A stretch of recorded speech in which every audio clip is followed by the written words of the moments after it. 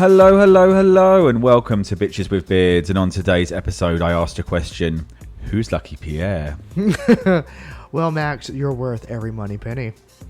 We're the podcast that attempts to break down culture with all the elegance of two coastal grandmas. But in truth, we're just a couple of bitches with beards. I'm Max. And I'm Daniel. And we're live from a Diane Keating podcast studio in haberdashery. And we both have opinions, so let's get this party started. Cheers. Cheers. Oh, that was a soft one again this week. Oh, well, we've got to get glass or ceramics or something in our lives. I don't know We really should. Daniel, how have you been? It has been a very off week. Yes. Because it was 3 days of working, and then we were off yesterday for Juneteenth. Oh, you were off, weren't you? Federal holiday, and then I had to go back into the office today because I was an idiot and didn't take off today. I should have. I was one of like 3 people that showed up in the office. You didn't get the day off today? No, did not get the day off today. Got the day off yesterday, which was great because we're about to have a heat wave, and so I was like, I'm going to do ladybird research while it's still bearable to be outside. But yeah, it's a very weird week because of this, pattern of 3 days on, scramble everything into those 3 days, have a day off for False Friday or False Saturday, and then go back to work on Friday. We might have got today off. They had the 2 day, like if it's a Tuesday or Thursday. But it was weird yesterday because it was a midweek one, and I mean I acknowledge and observe Juneteenth, but it's also not my holiday. That was what I was literally, my next point was going to be is it's not my holiday. I realize it's not my holiday. I just had Pride and I just had my birthday. Juneteenth, not my holiday. But I appreciate being off, but realize it is not my day. Yeah, it's definitely. I mean, whether or not it's going to find its feet under the new administration, but I do think it does somewhat. Yeah, especially. I think there is no real focus to it at the moment in terms of like events. Well, I think at the end of the day, I think it is still not our holiday. Yeah. Even if there was a focus, it is not our holiday to celebrate, and we just acknowledge it and move on with our lives and be an ally for it, but it is not our day. We create space for it. Yes, but we do not try to overtake that. No. And do the messaging because not our place. Not our place. Definitely. Not my lane. So aside from that, Daniel, how was your week? Other than that, the week has been okay with the direct reports. They haven't been lemmings this week. Yeah. But it has been a weird energy. Like, we're coming off of the event last weekend. Thankfully, we got off with very little damage to work resources. It could have been a lot worse. Can I ask your opinion on this? Because we you got your day. You were meant to be here, and you weren't meant to be away from here, and you ended up having to stay. The hubs and I, we couldn't really get plans together, and with everything, decided just to kind of risk it. And we recorded on a Saturday morning. We'd had a great time at Sarah Millican the night before, so we really didn't have that issue there. I'm sort of glad. I bumped into a friend today, Andrew. He's like, "Oh, did you get away for it?" And I said, "We didn't." And to be honest, I'm kind of glad we didn't. Nothing happened. It was completely underwhelming. It would have been nice to have yesterday's storm during that time. Right. That was a torrential downpour. But ultimately, we did. The only thing I think perhaps we saw was the night before. We saw a couple of people in some America t-shirts. We saw, after our recording on our way to brunch, a lady walked past us with her kid, and she was very decked out in America stuff, but nothing to do with him. And likewise, I noticed when we got food that there was a few families, and I was a bit suspicious of the families. Oh, yeah, I do remember. They were towards the front of the restaurant. Yeah, but apart from that, I didn't see anything. Well, I mean, DC was literally a ghost town. And I do mean, I have never had anything so eerie as that Saturday night, like, getting home, like there was no one on the streets, and one. For that reason, I'm not really pro leaving town for certain things like that. But I have to say, I'm kind of glad it would have been like running from what we're running from. Let's face it, they all came in on a day because it was at the evening. So no one was staying overnight on a Friday, aside from some of the army boys. Yeah. All the families were coming in on a day. Whoever stayed long enough then probably left quite quickly after. I'm really... Yeah. Yeah, and it was one of these... I will say, yes, I think it was a good thing that we stayed. Yeah. But also, it could have gone the other way. Yeah. It could have gone the other way, and then it would have been horrible that we had stayed. I think we lucked out. Did they have the protests in DC, or did they? Because I heard that they were trying to shift them out of there to stop there being like a level of retaliation. I honestly don't know, and I know that sounds horrible, but it was. I'm going to be very honest. I was focused on one thing for work, and one thing only, and there could have been a protest. I don't know if there was a counter protest at all. I think there was a smaller one than what they anticipated, but also. The crowd was not what they anticipated at the event either.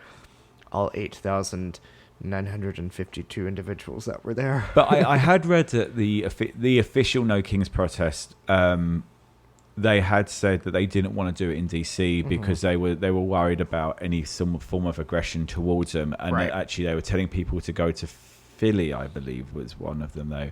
Philadelphia, Los Angeles, San Francisco, New York, larger metropolitan areas were definitely hosting protests. I mean, we went up on Saturday. The lovely Matt hosted, and we had we were literally everything that those people are scared of. 4 gay guys having a vegetarian barbecue. It was a very lovely barbecue, and it was lovely. And Matt always does lovely food, and then we saw the fireworks, and we put on the Empire Strikes Back music to it. But that's all we kind of saw. Obviously, we weren't going to see anything up close. No. So yeah, it just was and I think this week it's been very subdued. The nation has not been fired up. I think, especially with everything that's kind of going on out in the East, that they're a little bit. Oh yeah. I think everyone's sort of a little bit like, what the fuck is going on? Yes, but I also feel, at least for DC proper, my read on the situation is a lot of people left town last weekend and started a vacation. Yeah. Or a lot of people are vacationing this week coming up. Alas, I will not be joining them in vacationing, but I think that's sort of where the city is right now. Yeah. We're decompressing. We are. Yeah. Anything else happened last week, or was it? Let's see. No, I just have Juneteenth. It was an odd week, and I did a lot of Ladybird stuff yesterday. Yeah. In fact, I actually saw you running yesterday. You were very focused whenever you were running. I was like, okay, there he goes. I wonder where was that? Oh, I can tell you exactly where it was at. Okay. It was at U Street and Vermont. I was coming off because I was going to Whole Foods to go grab lunch because I realized that I was out of lunch stuff. After walking, I was like, oh, I need to go get lunch. No, that was a day. Yeah, I bumped into someone today and they seemed a little bit perturbed slightly that I kept running. And I was like, no. So I was trying to think why I was... The thing is, like, you had this look on your face and you had your headphones in and I could very much see him. And I was just like, he's focused. I'm like, I did a little wave. And you just kept running. I was like, "That's fine." I knew you were in your zone. I knew what I needed to do, which was a wave and let you go. Yeah, thank you. You're welcome. Now, the week job search had a couple of knockbacks, which I'm just kind of pissed about. And then still applied for a couple of other jobs came up, so we shall see. Really, kind of like stretching it at people and sort of saying, "Hey, do you have any contacts?" Remember me? The Hubs is optimistic that someone's going to bite soon, but I'm just like, well. You don't know unless you try. Yeah. Aside from that, Sunday we actually got to the storage locker, which we've been meaning to do for a while. We need to ask you that. Yeah, no, it went pretty well. We still got to go back and like kind of organise some of the boxes for like photos and stuff, but we actually found some really nice things in there. So... Question, and this is me as a resource specialist here. How much photos do you have stored in I have there? about a large shoebox. Yes. Okay, and climate-controlled storage locker? Presume so. Okay. Yeah. They'll be fine. They look fine. I had to look in there. I was going to make sure that it was climate-controlled. If not, I'm like, you really should move those here. Yeah. No, the interesting one's going to be what's left in my parents' attic and the Star Wars stuff. Yeah. I mean... But they were all little baggies though, a lot of it. So I'm hoping I sealed the baggies up. So I'm hoping that they're all going to be goodish. And do you have a file list? Yeah, I do actually. I can see you having a file list, so you can check it off. Oh, there's one missing. Yeah, no, that was really it. So we're just trying to kind of tick along, really. But it is a little bit repetitive on stuff. So it's a little repetitive, but it's good to get that task off, even if you're chipping away at it. Yes, no, so but that was have some pretty grace good. with yourself. And we got the air fryer out because we lost the old one. So we were able to get some bits, and it did look a lot better. We've just kind of got to go through everything now and start to organize upon organize. That's all you can do. So then, Daniel, on that note, should we take a walk around Ina's garden? Well, we should take a little walk around Ina's garden. Good, because I ran out of tea, so I need a... So this evening, listeners, we are drinking a Stiegel Radler that's lemon. Zitrone. It's a lemon non-alcoholic drink with a 0.5% alcohol. I'm going to be very honest with you, listeners. I like this. Cheers. I like this a lot. This is my first time having it. But I'm going to say this, listeners. If you don't like lemon, this drink is not going to be for you. But I love lemon. It's got a lovely flavor. I love lemon, so I'm like, this is perfection for me. This is a summer drink. Malt beverage. Yeah, no, I think that's nice. I'm kind of over athletic right now, so... Which is why I did not grab athletic. Yeah, I just can't do my athletic. I appreciate what you guys are doing, but for some reason, I'm really bored of that flavor. Well, the thing is, for a while, it was the only thing in Whole Foods that was on alcoholic, and so we were getting it, and now there's like options, so I'm like, ooh, here's a new one to try. So we're gonna be trying some new ones in the next few weeks. Yeah, I'm kind of like, even stuff like Heineken Zero I'm liking. It's just something about, I don't know what it is about the athletic flavor at the moment, but as I said, it gives me a headache. This one is nice. Yeah, this one is nice, refreshing. I'm not gonna say it's bubbly, but it's got a good little like kick to it. Well, thank you, Fat Daniel. But You're I think welcome. now we should move on to the news. Yes, we should move on to the news. This is the portion of the podcast where we talk about things that are gay adjacent, or just a little bit camp. Well, there's like a couple of bits really that, I don't know, very interesting this week. I'm going to be very honest. I didn't look at your notes to see what you're covering, so I'm going to be surprised about this interesting bit. What does the name Rachel Ziegler mean to you?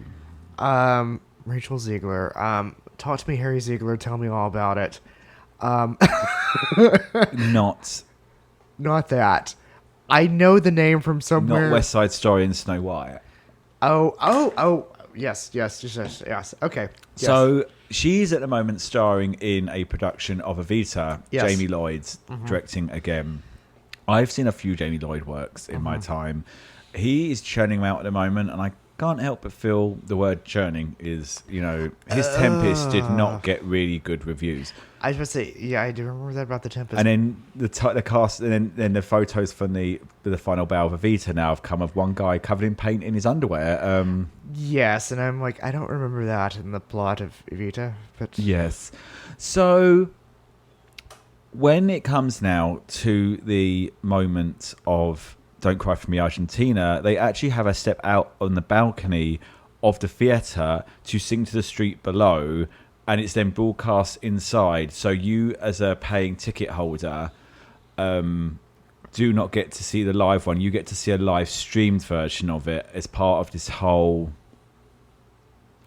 So this is rather interesting, this thought of having it on a screen. Yeah. Because the original concept and the original staging by Andrew Lloyd Webber was that it was supposed to be as if you were watching newsreels showing the Perones. So in a way, if they did this right, it could work. I think the issue... But I don't know that they're doing it right. I think the issue people have had has been that this is the iconic song, right, and you're being denied the iconic song. The song, yes. Like, I think if it wasn't the song, people would have been a lot more okay. So someone turned around and went, well, it's nice that people get to see this for free, the rich people inside. If you say that about anything, go fuck yourself, jump in front of a fucking car.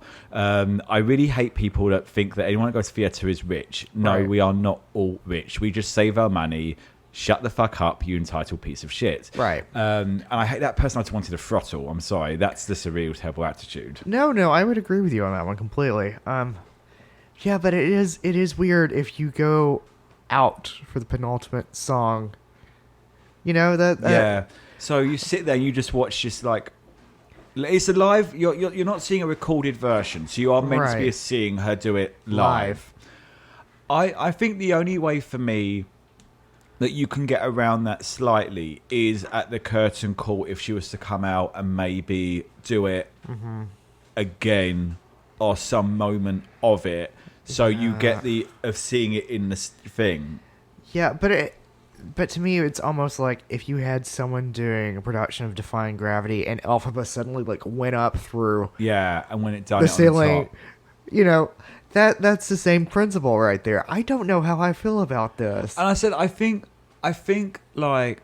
as the idea is that she goes and sings to the masses. Now everyone's gathering around, so it's got all the attention it wants, and then the people inside see the project this newsreel, as you say, version of it. Yeah. I get that as an artistic concept, that's amazing. That's really daring. Yeah. But the execution of it. But when someone's paying $500, dollars a ticket, and they're not seeing the known song of the show live in that sense, it's at what point have you betrayed your audience, and at what point does it fail to sort of be entertainment? It stays as art, but it's not entertainment. Yeah, and that's a tricky thing. I mean, don't get me wrong, the theater is no Casa Rosada. It's not gonna work. So I just kind of feel. Well, and it'd be interesting to see how this now progresses, because people didn't realise this. And I said, I don't like that person going, well, it's good that it comes to the street. It's a private business. Yeah. I'm so sorry, but it's not government funded. Go away, And the thing is, it is, in a way, a bit of a gimmick for advertisement for the show. Yeah. Of, I'm singing, but then the number that people are listening to on the streets, they're going to come in and still not see it.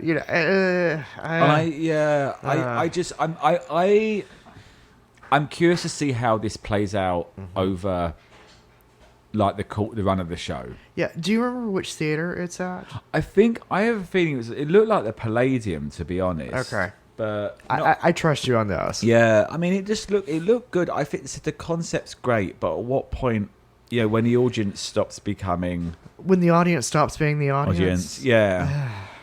So, and I think that when you have that's just kind of, that for me is it. And I think that if you are asking that much for tickets, you're sort of like, well, yeah. I don't feel good about it. I mean, I think we've established art-wise, yes. Yeah. Entertainment-wise, absolutely not. Yeah, and you're kind of So it'll be interesting to see how long they maybe keep it going for. I would say, please stop it now. I think it's fine doing it on the first day. Yeah, as a bit of one, but yeah. How long before the weather comes in as well? Right. Is she going to be singing out in the rain? Yeah. We shall see. Next story. After Taylor Swift visits a children's hospital, her fandom donates tens of thousands to the patients. So Taylor had gone to the Joe DiMaggio Children's Hospital, met a few young, sick individuals, and very cute videos came out from it. And then some of the individuals had some GoFundMe set up and are now benefiting from the attention established by Miss Swift. Which is very sweet. So I'm going to say this. I think she uses her celebrity for good. Yes, I'm just going to leave it right there. She uses her celebrity for good. She highlighted an issue. She highlighted individuals. Her fans flocked to them. Good for her. Thank you. May the world have more people like that. And may more people be like that. I will now get off my soapbox. No, I think you're right. I think it's very sweet what she does. We're both huge fans of her, and she's always known how to play it well. So I think that's really lovely. Mm-hmm. A sequel series to the amazing BBC comedy show W1A is being commissioned. The original was 2012, which we have never actually completed. 2012, I've heard about it. Yeah, was a mockumentary style show about establishing the 2012 Olympics in London. Mm-hmm. They then took the main character and then moved him to the BBC for W1A, which we did see on Netflix. It's weird. It's all to do with how the show was owned and that sort of thing. And then they're now going to do 2026, which sees our fearless leader sent over to Miami to help support the BBC with the World Cup in the United States. So it should be... Oh, so literally 2026. Yes. Yeah, so okay. should be rather so Ian Fletcher, that's the character played by the wonderful Hugh Bonneville. We love us some Hugh. Finally, this is a bit of sad news, but also, it could be considered funny. Kim Woodburn, who was a celebrity in the UK, famous for How Clean Is a House, sadly died, age 83. She is very well known. She was a bit of outspoken, but she got even worse in her old age and was quite famous for a few things. Outbursts in the Celebrity Big Brother house was one of them. Would literally call it as it was, and was completely an iconic queen. The world is sadly missed. People found photos of her a week before she died, and they say usually they're old and frail, but she was wandering about in a fur-lined coat, in the woods, So I Fabulous. Before we move on, I found some of her best quotes. Yes. So literally simple. One of them was, "You little bitch," in the middle of an argument. I believe you used that one on me before. "You're nothing but a chopsy little cow." I always like that one. "I've had a very sad life, but I will not put up with your bullshit." "Take a walk, you chicken-livered bugger." "Keep your tongue out his backside, dear. It's not a nice sight." Oh, I love that one. I might use that one. And the other one, "Don't you start, you little bitch." I feel like that one's iconic, though. Yes, so she was very iconic for that. She'll be sorely missed. She did push some things too far, and a couple of times she patted her opponent a little bit, but she never did apologise. She had a bit of a temper on her. Well, it is now too late to apologise, Yes. some would say. Well, anyway, Daniel, that's enough about me. What about you? Yes, so news this week. We are going to start off a little bit sad, and then we'll work our way up, listeners. So, it was announced this week that the government will close the 988 Suicide and Crisis Lifeline LGBTQ youth services aspect of that lifeline. This will occur on July 17th. This is ahead of the initial closure that was originally announced for October 1st. And I'm going to say this is an absolutely vital resource. There are at least 1.8 million LGBTQ youth who contemplate suicide every single year in the United States, and one attempts suicide every 45 seconds. So I'm going to say this, shame that this is closing. Now, you can still, listeners, if you need that resource, you can still call the Suicide Prevention Hotline. You can still call the Trevor Project. The numbers are still going to be working. Yes. However, the LGBTQ youth aspect will no longer be in place. So, listeners, you are loved, and there are resources. Yes. In other sad news, Arthur Folasa Alu, age 39, died in Salt Lake City at the No Kings protest that was occurring there on Saturday. Lou, while we were mentioning him, was a contestant and fashion designer on Project Runway. I don't know which season. Anyways, was on Project Runway. According to police, he was caught in the crossfire and was an innocent bystander of two different individuals. Obviously, guns. There we go. And a little bit of drive-by news, which is maybe not the best term to use after that last story. Cabaret is set to close in October. Billy Porter will be the final MC. And Megan Hilty has announced that she will take a leave of absence from Death Becomes Her for a little bit. Has she said why? Or she hasn't said why, but she originated the role, and Yeah. I think it's just time for a little bit of vacation. Yeah. I get it. 8 shows a week. I absolutely get that. All right. Mystery lovers rejoice. BritBox has announced that they have commissioned a 6-part series of Agatha Christie's Tommy and Tuppence. The cast is to be announced there are at least 5 books in that series by Christie, and BritBox has ordered a 6-part series. So to be determined if they're taking 2 books and doing it over 3, if each book is going to get an hour-and-a-half long episode, or what the shakeout's going to be. So who's to see? I think it might be one of those, if it's successful, it will have another run. So it was most recently adapted in 2015, and David Walliams was the one who was in it as Tommy. It was actually rather good. So Phoebe Claire Powell? Can't remember. Powell. There we go. Phoebe Claire Powell has been linked as the executive producer on this series, so to be determined how. How many did they do with the David Walliams ones? I think they did 3 of the books. I think it was only 3. Yeah. But they did it to where it was a 2 episodes, so it was 6 parts. Yeah. Essentially, from what I remember. Or they could have done all. Maybe they did all of them. I don't remember at this point. But it was a very good adaptation of it. And finally, in a moment where life has decided to imitate art, it was announced this week that MI6 will have its first female director. Blaise Martwell was named head of the British spy agency. She is currently serving as Director of Technology Innovations with experience in Eastern Europe and Middle East. She follows the lead of Dame Judi Dench, who was the titular role of M in James Bond. Very nice. Yes. Do we need I think we didn't mention it. Jinx Monsoon. Oh, yes. Yes, Jinx is going to Oh Mary. Yes. Which is perfect casting from what I've heard. Yes, she'll be the titular role of Mary Todd Lincoln, who is a alcoholic cabaret singer. I'm still trying to get to see that, and we will. On that note, Daniel, actually, should we just pop to Broadway now and go see it? Yes, we should. We'll be right back. All right, right back.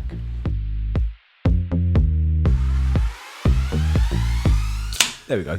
Oh. And we're back. That was a proper pop. So, Daniel, what's been culture for you this week? Culture for me this week. So, if I may steal your thunder for just a brief little moment. Please do. You made an excellent little cake experiment on Saturday. It was a lovely little lime margarita cake. Thank you. It was very nice. I wanted it more boozy. I think I said experiment. I think we know next time to add a little bit more. Yeah. I definitely wanted that a little bit, not so much people be falling over drunk, but I wanted someone to buy into it and go, this is an adult cake. Right. And I think there's an art of getting it balanced, because we've had them before where it's just like, oh my God. Yeah. I don't like a boozy cake where people... I think it should be able to be eaten by kids. Yeah. And I think sometimes when you have a boozy cake, it's like, well... It's like, I get it, but at the same time, if it's sodden and it's soppy and it's just, you shouldn't really feel like you're going to have a hangover from it. Right. It should be a treat. It should be sweet. Yeah. But it's finding that balance. So anyways, thank you. Wonderful experiment on that. I also have to have a shout out for a brand new bagel company here in DC, H&H Bagels from New York City. I had a bacon, egg, and cheese everything bagel, and my God, it was so good. The bagel was so soft and balanced. Oh, it was. So what bagel company again was that? H&H Bagel. Very nice. Whereabouts are they, or just? They're on Mass, or they're near Mass Avenue. Very, very good. Drink of the week was a watermelon and lime olipop. It was a little bit of summer. I liked it. Nice. Absolutely loved it. Songs of the week. This one might be probably my favorite one. Arlo Parks released Black Dog. Yeah. It's about depression. Very good. Sabrina Carpenter has released her Song of the Summer attempt, Manchild. It's so good. It's so good, but I'm going to say this. I think Espresso is better. Yeah. And I think that's the problem, is we're going to be comparing this song to Espresso. It doesn't step away from her formula much, but it's definitely got some... I do like the lyrics on it. Oh, no. The lyrics are very good. In fact, I was listening to it before I came over here. It's a very good song. I don't know if it's going to be Song of the Summer, though. Yeah. That's the thing. I don't quite know if it's going to have that potential. All right. So then we have Marina has a brand new album out. So my album of the week is Princess of Power. Yeah. But her song Je ne sais quoi was my song from that album that I actually write a lot. Yeah. Listeners, I do recommend you listen to it if you like Marina. musical of the week, a throwback to a little-known Angela Lansbury one, Dear World. It's set in the in Paris, and it's gentility that's sort of like sinking. And anyways, there's this conspiracy that there's going to be an oil derrick that's put in the middle of the city. Anyways, it's about environmentalism and love, and it's a weird, obscure musical. It was very good, very good. And then this week was heavy duty self-care. Nice. And by heavy duty self-care, Max has gotten a few benefits from it. So it was very much, I did a hand mask, I did a foot mask, I did a sheet mask for my face, I did an eye mask, I did a nose pore strip. Listeners, I did it hardcore, and oh, it felt so good yesterday afternoon. And then I also did a lovely breathing exercise from the Calm app. So I was also very relaxed spiritually, emotionally while this was going on. I had a lovely little candle that was lit as well. I was very calm. I was very relaxed. Max, I'm telling you, you need to follow suit. Did you get a little gunk off the nose strip? I like to see it when you see the black bits. No, because I clean my nose regularly. That's not the point, Daniel. So if you don't, maybe you'll have a lot of gunk whenever you try the nose strips. I mean, when was the last time you cleaned your nose, I guess is the question. Well, I wash my face. Okay, when was the last time you used an astringent on your nose? Oh, I don't use all that sort of thing. Okay, then like a bit of soap and that's it. Then you'll probably have some come off on the strip. Yay, I'm excited. I mean, I'll send you a photo. Thank you so much, Max. It means the world to me, partially because it means I know you're actually doing some self-care. Yum, yum, yum, yum, yum. Ugh. Anyways, but how about you? What was culture for you this week? Culture for me, well, going back to the margarita drizzle cake, my old landlord roommate messaged and goes, "What was the recipe for this? Whose recipe?" And I'm like, "Mine, excuse me." Books I started reading Summer of '89, which is actually a former boss of mine, Enrico Tesserin, back in England. He wrote it about his childhood, so I'm enjoying that. I've had it for about a year and a bit now. I'm finally on to reading it. Television, we finished Overcompensating. I really highly recommend. I think if you're kind of put off the idea, it's like a jock at college who is gay and he's kind of coming out of the closet.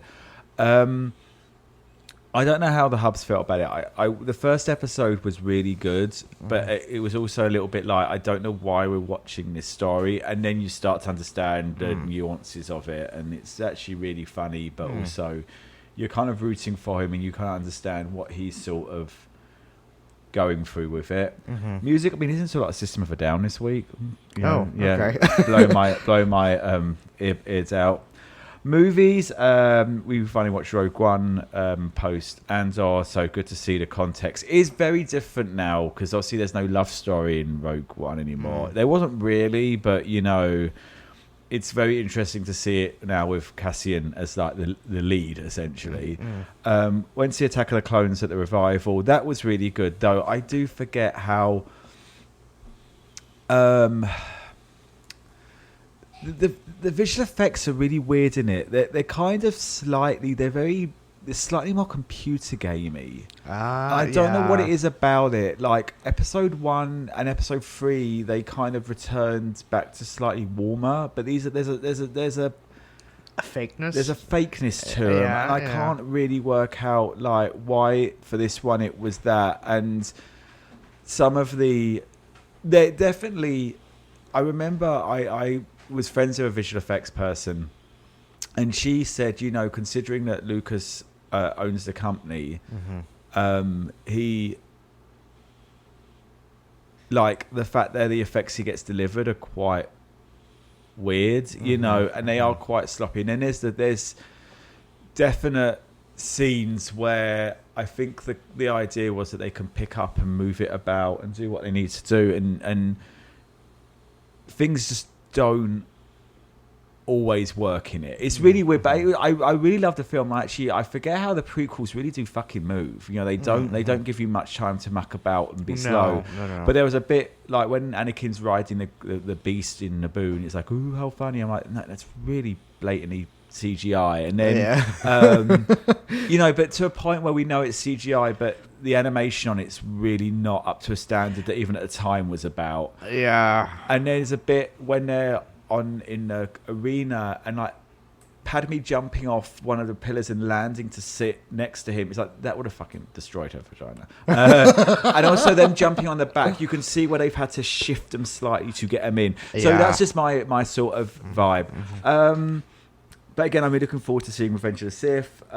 Materialist, I went to see that at the cinema. That's Celine Song's follow-up to the absolutely amazing Past Lives. It's a really good film. I think it lacked the, I don't know, like there was like something about Past Lives. It was semi-autobiographical. You could tell that there was she invested a lot of herself into it.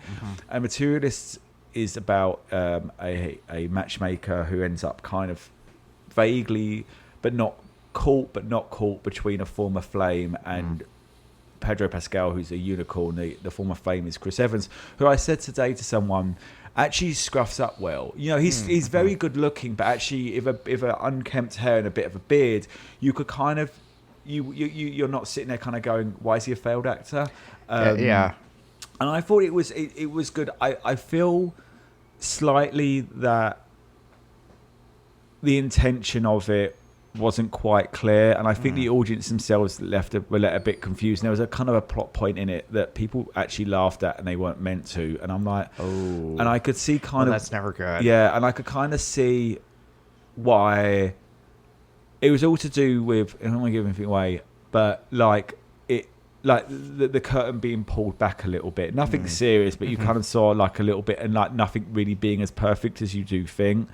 And I think, there was maybe a misfire with some of like letting the audience know what the intention of the piece was. And I'd forgotten it was Celine's song. So when I was sitting there going, this does feel like Past Lives. Oh my God, it's Celine's song. So, that helped. It's like, well. That makes a lot of sense. Here we are back again.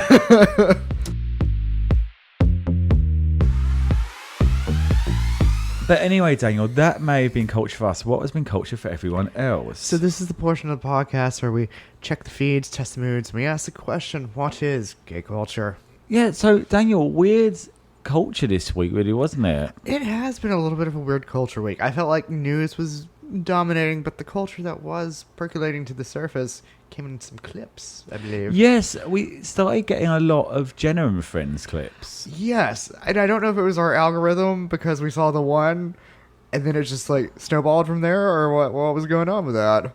So there was one of our favorite actresses was on Jenna Bush Hager's block of the Today Show. One Miss Leslie Bibb. Yes. Oh. So did they do a week or have it just been day in and day out? I honestly don't know. I feel like it's been day in and day out just based off of... I think a couple of them have done weeks, and I think some of them have just done that. So she was very good on it. And yes, the Bob came up. Oh, we love Leslie Bibb and the Bob. And yeah, they've done it. And then Michelle Bordeaux, I adore. Matt Rogers has done it as well. And I don't know whether or not... It's hard to really tell. Do you find it's hard to tell what now is hitting the algorithms or what's hitting our algorithms? I think it's a little bit hard because I definitely got a post on Instagram that said your aesthetic is coastal grandma, and I was like, you damn right it is. And I was read for filth. So I'm gonna at least say this, listeners, I am basing our culture off of what came through my algorithm. Yeah, I don't even know that it's everyone's algorithm, but it's that one. No, it seems she has seemed to have been hitting it a little bit, and it seems to be popping up on stuff. But no, it's been quite fun to see certain things. But no, Leslie Bibb, though, I didn't realize she had been on Oprah as a contestant of a beauty pageant. Well, and it was a certain beauty pageant. So, according to the clip that you sent me, she was on Oprah. Oprah was doing a beauty contest when Leslie was 16. Yeah. And Leslie apparently won said contest, and apparently that was sort of her start that kicked her nicely into the stratosphere, into where she is. And I think she was probably doing this I think it was early to mid 90s is whenever she did it, based off of the style aesthetic. But what do you think though? What do you think though? If dear Jenna Bush Hager, who, if you told me a few years back would be I thought she was just a gimmick for a period of time, but it turns out she's an actual real presenter person. Here's the thing. I like Jenna. She Yeah. has an actual personality. She can be convivial. She can be very engaging. Yeah. I would say that sometimes she's a little bit honest and maybe a little bit too open, and we're like, honey, you don't have to tell us about this time that I think the clip was, she's like, I did this and they turned green, and I'm just like, honey, you don't have to tell anyone that anything turned green. Like, you can keep a little bit back for yourself. Like, it's fine. Just say that you had an incident with them. Fill in the blanks what the them is. But I think she's come a long way from being the White House teen that got into trouble constantly. Yeah, well, I know that when she started, her and Chelsea were starting, actually I think like the same time, so they got really compared very quickly together, and I think that there'd been, someone said, that everyone was kind of more rooting for Chelsea, but she just had no personality. Well, I mean, it's true. Yeah. But no, it's interesting. So what do you like with Hoda going? Because what's Hoda doing now? Not a lot, really. I don't think Hoda's really she's having a bit of a semi-retirement, sort of taking a deep breath with her 2 daughters and the adoption and getting photos and being on People magazine. Yeah. But what do you think is about these? I mean, they're getting a ton of celebrities now in, and I've noticed that there's a lot of diversity in it. Do you think they're kind of pushing that sort of more of a let's get as many unique personalities in? Is that what's hitting the algorithm? So I think what is happening is Jenna is going to be the stable character. Yeah. And then having these different presenters, we'll say, come in for a day, for a week, does start to open her up to where, oh, you can grow the audience here.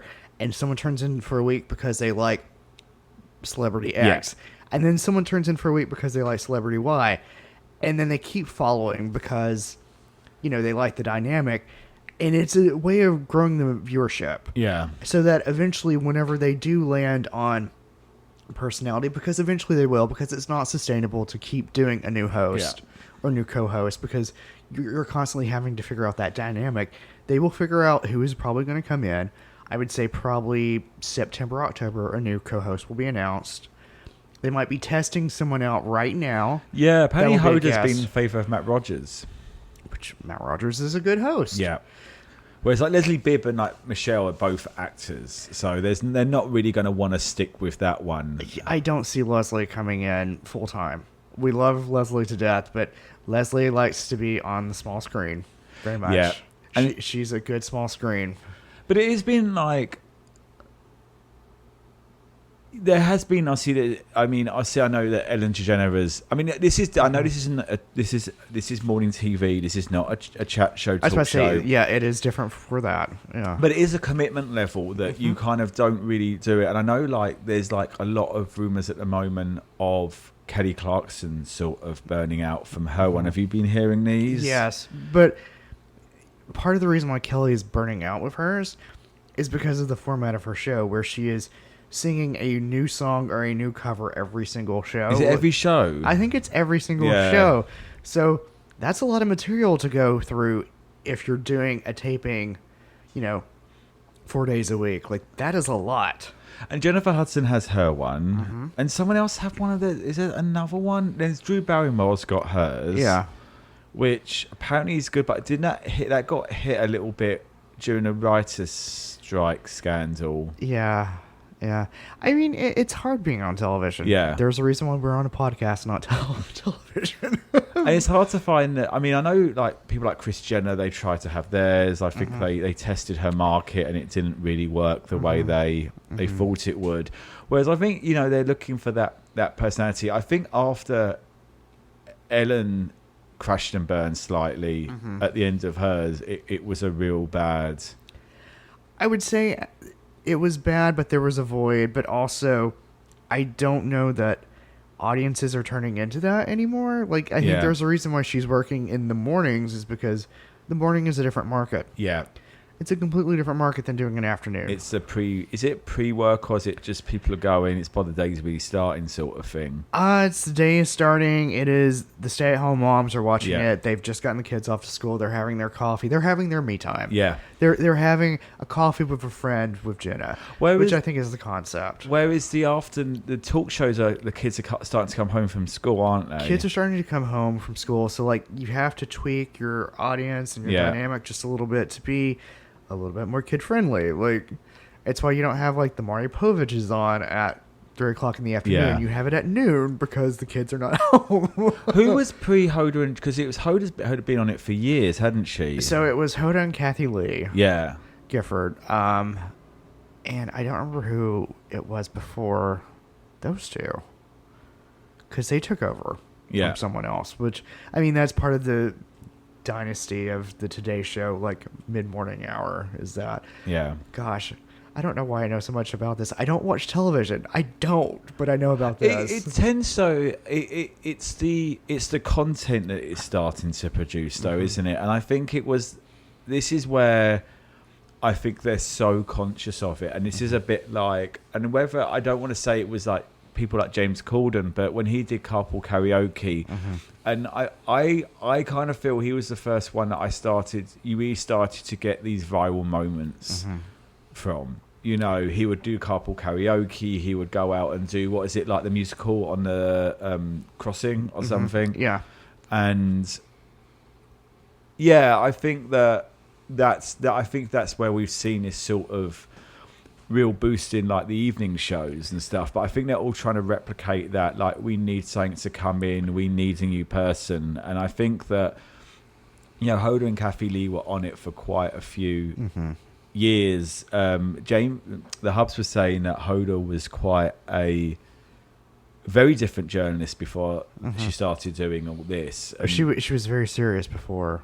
What do you know what happened with that? Was he just kind of transitioned over and was like, I'm kind of done? It was one of these, I think she was on Dateline, I believe, and then they switched her to the morning slot, and it was much more of the character of Hoda. I don't want to say the character, but I mean, it was the aspect of her character that we saw that was much more bubbly and effervescent, so to speak.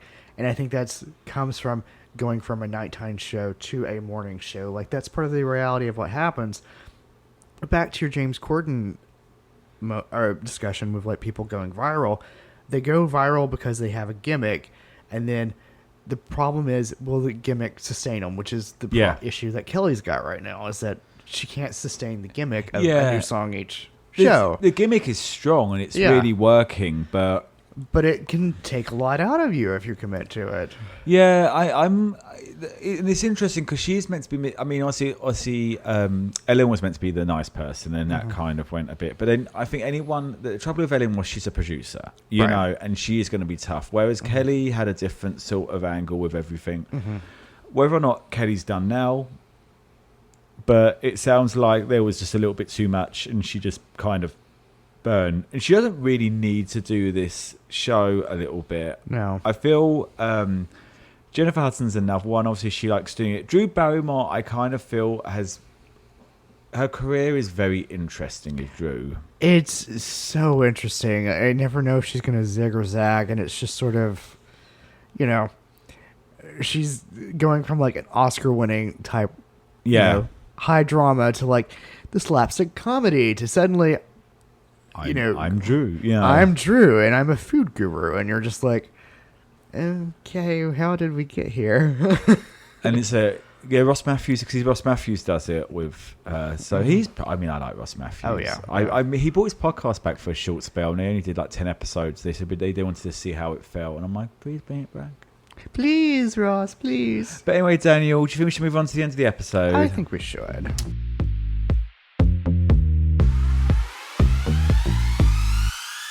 Do you have a gags and goops? I don't. That's not my gimmick. I don't really have one myself. I would like to elaborate what Lucky Pierre is. and it was a phrase that's come up a few times this last week. It is the person in a throuple that's in the middle. Who's lucky Pierre tonight? I just imagine Judi Dench going, "Oh, you're in a throuple. How delicious. Who's lucky Pierre?" I could see her saying that. Do you have a word for us, Daniel? I do have a word for us this week. The word of the week is adroit. It's something that is skillful, or someone that is skillful. Adroit. Do you have a petticoat lane? Petticoat lane. Yes, petticoat lane. At your age and not your shoe size. We're all adults here, and you can be nice to one another. Yes, I would just say, yeah, that's what I'm saying. Yeah. On that, Daniel, do you think we covered everything? My dear, we have barely set the agenda. Cheers. Cheers.